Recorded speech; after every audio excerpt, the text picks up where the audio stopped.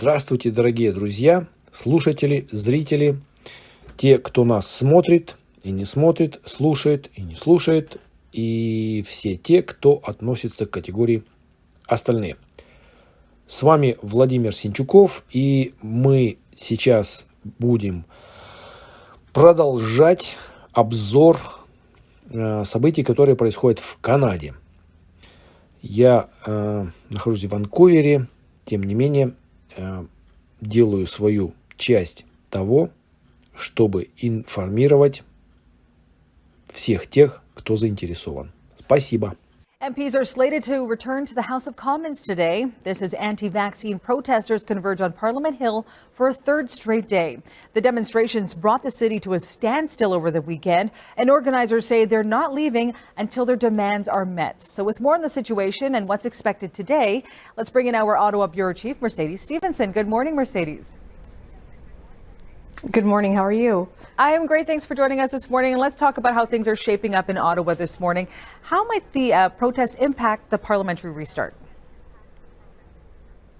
Well, it's going to restart no matter what. The difficulty will be for some MPs who want to actually go to Parliament Hill in person. I went out before we sat down to chat this morning and had a little look around at what's happening. And I can tell you that what I last saw was about 7 blocks back from Parliament Hill, still pretty much gridlocked on all of the main streets going in. There was one that had more openings on it, a street called Elgin, but a lot of the ones that parliamentarians use to go to work are blocked by trucks that are either running or parked. And that has been the case since I first started looking out early this morning while it was still dark. Now, there is a virtual parliament in session, so it won't actually stop any MPs from being able to do their jobs, but they may not be able to show up on Parliament Hill. And there's another question in terms of security, of how comfortable people might feel trying to enter Parliament Hill. Talking to some MPs this morning, there was a warning from the Sergeant at Arms. He runs security late last week that some members of this protest group were saying they were looking for MPs' home addresses. So perhaps a few more will choose to stay home. I suspect several Conservative MPs will still go this morning, but it's certainly, whether you're an MP or just a normal citizen here in Ottawa, has completely snarled traffic for now the 4th day in a row. Yeah, there's really no telling how long they plan to be there. They say they're not going to leave until they feel like they're being heard. So what are you hearing from protest organizers, and what do they want exactly? And do they feel like they're making any headway when it comes to being heard?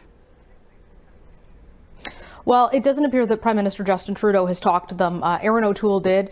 Prime Minister Trudeau was actually moved to another location over security concerns around the protest coming in. And I should say that this has been a protest that has had some extremist elements attached on. It was also very peaceful this weekend. While it was inconvenient, there wasn't violence. It was kind of like a party atmosphere, and people seemed to just be blowing off steam after having been inside with COVID. In terms of what their demands are, this seems to be evolving, and it's not consistent across the group. So it started with truckers wanting the federal government to reverse the vaccine mandate at the border.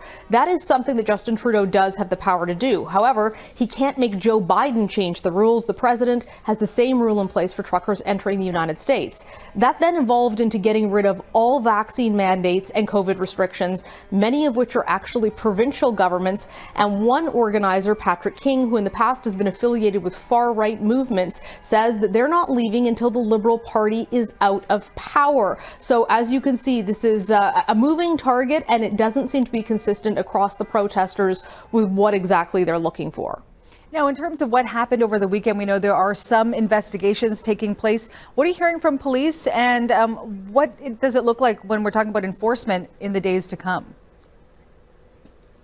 I can tell you there's a lot of frustration for people who live in downtown Ottawa because the noise has been nonstop. The honking is not just on Parliament Hill. It's for blocks and blocks back, and it is going for hours and hours and hours. Every day, people can't drive into or out of their homes. They can't get groceries.